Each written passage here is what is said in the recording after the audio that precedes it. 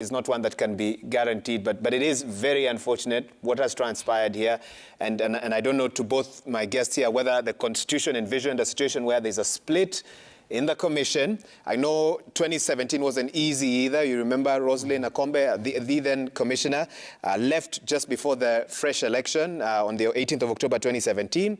Thereafter, you know, there were a lot of questions about how the commission had been running, whether they'd been united as they moved forward, but somehow they were able to soldier and weather whatever storm they went through and give Kenyans a decision.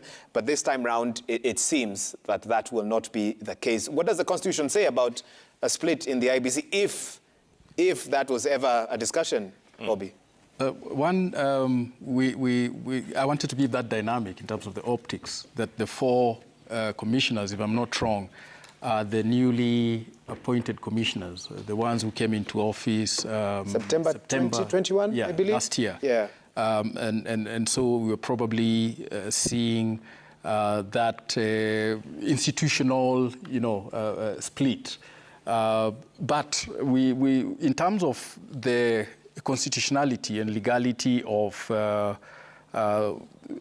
what was intended today, we have to remember that, yes, the commission comprises, you know, constitutionally of the chairperson and the commissioners.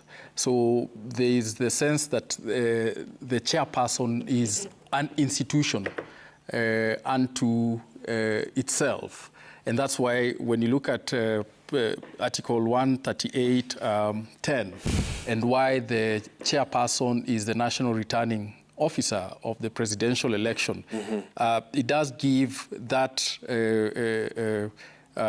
onus on the chairperson. It doesn't say it is the commission that announces. It does put the onus on the chairperson of the commission to declare the election, you know, within 7 days after the presidential election. So as long as the chairperson does eventually give that announcement, then we move to the next step. But as he said, it definitely compromises the legitimacy of that announcement that the chairperson will give. However, just hold that thought, if you want, for a moment, because we've got our own Francis Gashuri on the floor of the Bomas of Kenya right now, the Nerve Center. Francis Gashuri, if you can hear us, what is going on? Check, mic check, mic check. Mic check is fine, Gashuri. You can go on. What's going on? You're talking to the studio. Gashuri, if you can hear us. Jeff, I can hear you. Good afternoon. Doesn't look like a very good one here at the Bomas of Kenya. What started as a very patriotic event, escalating into scenes of violence. And this began with a news conference outside the Bomas of Kenya, where the Azimio la Umoja presidential candidate's chief agent in the presidential race, Saitabao Ole Kanchori, addressed the news conference and said that they were dissatisfied with the process, together with the other agents from the Azimio team, claiming that they had not been given access to the Form 34C. This is the form that tabulates all the presidential election results in the August 9th, 2022 presidential race. And as soon as Wafula Chebukati, the IEBC chairman, made his way to the auditorium to make a declaration of the presidential election results, violence broke out. At the main podium, we could see Narok Senator-elect Ledama Ole Kina, together with Saitabao Ole Kanchori and other Azimio leaders who are expressing their dissatisfaction with the results that Wafula Chebukati, the IEBC chairman, was just about to announce insofar as the presidential election results is concerned. And so some pandemonium broke out. There were people who went to the main podium, tried to rough up the IEBC chairman. Some of the seats there were thrown away. The podium from which the IEBC chairman was to make the declaration was also roughed up, but eventually it has been reconstructed, and security now intensified. Even members of the family of the deputy president who are seated seated here at the auditorium, including his mother and the children, have been evacuated from the building to a safe space where the Deputy President also was at the lounge where he was waiting together with other presidential candidates in the August 9th race, George Wajakoya of the Roots Party, and Agano Party is Wahiga Mwaure. Now, the question that remains to be responded to, Wahiga, Jeff, at this point is whether the results will be announced or not.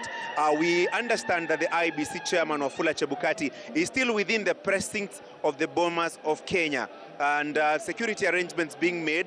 We can see the religious leaders, among them Archbishop Jackson Ole Sapit of the Anglican Church of Kenya, Archbishop Martin Kivuva Musonde of the Catholic Archdiocese of Mombasa, together with other members of the Interreligious Council, have made their way back to the auditorium. Security now intensified under the leadership of Nur Gabo. Nur Gabo is the Deputy Inspector General of Police, together with other senior police officers.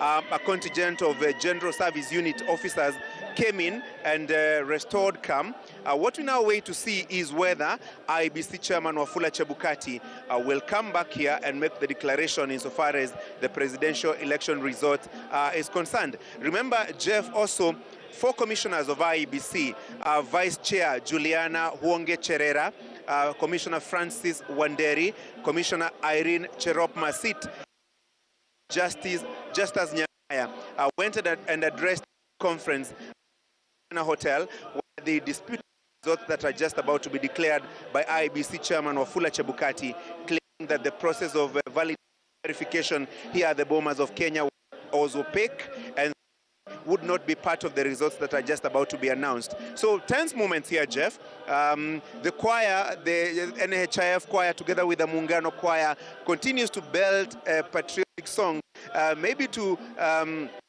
pacify the situation and that has been building here as we wait for the next way forward insofar as the declaration of the presidential election results is concerned. Jeff, back to you. You know what, Gashuri, we actually did get that presser live from Julia Cherera and the other commissioners saying that they will not take ownership of the results that are about to be announced by IEBC Chairman Wafula Chebukati. Well, you're looking at pictures right there. It looks like the religious leaders have returned there, yes. Guys. It looks like Chebukati might be making his way back. He might still make that announcement that he said he would make this afternoon. What do you guys think? Well, one good sign, hopefully, is I'm hoping there's no injuries. Some of the scenes we saw there earlier were simply horrifying, and I hope the authorities can quickly find out sort of who was involved in this. It's very unnecessary. I think we have shown as a country that there are ways to resolve disputes. We have courts that are on standby, and I think the Chief Justice had even given orders on the same. But it seems like there's a movement now, Jeff, okay? Yep. Deputy President, Moses Wetangula, Mike Sonko, and others have now made their way in. I already said I've seen the Deputy President, William Ruto, leading that team there to take his position there.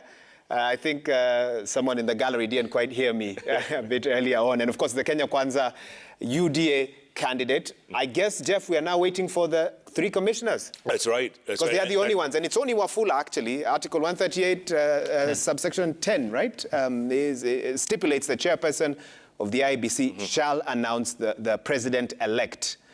And he's the national returning officer and the presidential returning officer as well. So as much as there are 7 commissioners, the task of reading the name of the president-elect is up to Wafula Chebukati as envisioned in the law. It looks like everyone's standing right now, which is a sign, guys. It's a sign. Let's listen in. Let's listen in.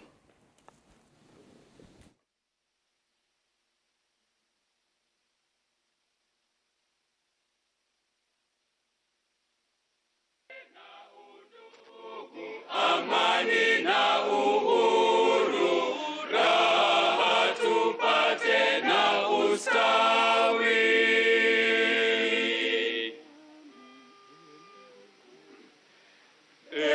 Mungu twaomba